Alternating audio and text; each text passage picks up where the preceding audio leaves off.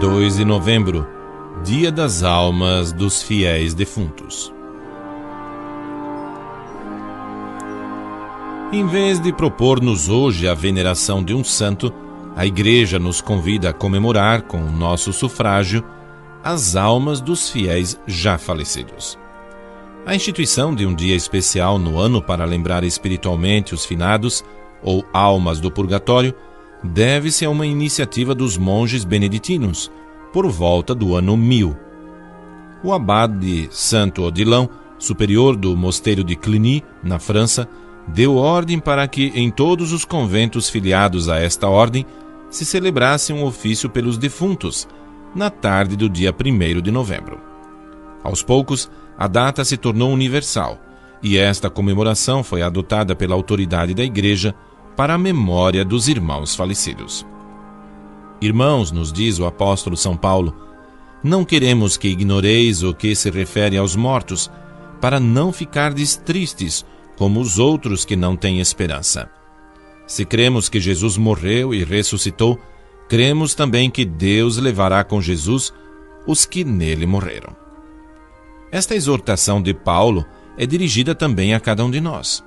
O dia dos finados não é dia de tristezas ou lamúrias, como é para aqueles que não têm fé, mas é dia de saudosa recordação, confortada pela fé, que nos garante que nosso relacionamento com as almas dos finados não está interrompido pela morte, mas é sempre vivo e atuante pela oração de sufrágio.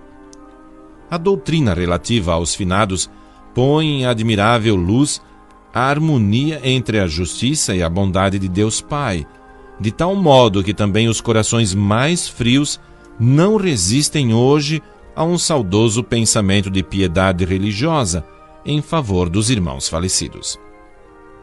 A fé nos ensina que existe um lugar de purificação para as almas depois da morte, pois toda criatura que morre carrega faltas, misérias, dívidas espirituais por pecados cometidos, mesmo morrendo reconciliada com Deus.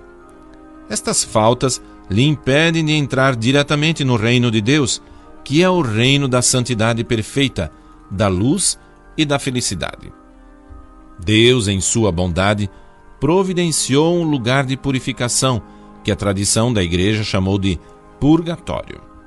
Pela solidariedade espiritual que existe entre os batizados por força de nossa inserção no corpo místico de Cristo, temos condições de oferecer preces, sacrifícios em sufrágios das almas do purgatório, que ficam assim beneficiadas em suas penas.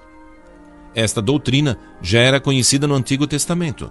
De fato, lemos no segundo livro dos Macabeus que, depois de uma batalha do povo judeu contra os inimigos, Judas Macabeu mandou recolher ofertas a serem enviadas ao Templo de Jerusalém, solicitando orações e sacrifícios em sufrágio dos soldados tombados na guerra. Pois ele conclui: é um pensamento santo e salutar orar pelos mortos para que sejam livres dos seus pecados. Também Jesus Cristo fez alusão a pecados que não são perdoados, nem nesta terra, nem na outra vida. Orações de sufrágio em favor das almas dos mortos sempre foram práticas da Igreja Católica, desde os primeiros séculos. Nas catacumbas romanas, onde se sepultavam os cristãos, há inúmeras inscrições alusivas a preces que os defuntos solicitam dos irmãos na fé. Santa Mônica, mãe de Santo Agostinho, ao falecer perto de Roma, enquanto viajava para a África, assim falava aos 2 filhos que a acompanhavam: ponde meu corpo em qualquer lugar, e não vos preocupeis com ele. Só vos peço que no altar de Deus vos lembreis de mim, onde quer que estiverdes. As almas dos nossos falecidos parecem dizer com o patriarca Jó: compadecei-vos de mim, ao menos vós que sois meus amigos, porque a mão do meu Senhor me tocou. Santo e salutar é o pensamento de orar pelos mortos, para que sejam livres dos seus pecados.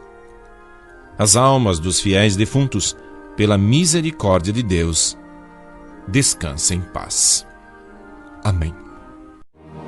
O Santo do Dia. Apresentação: Padre Anísio José.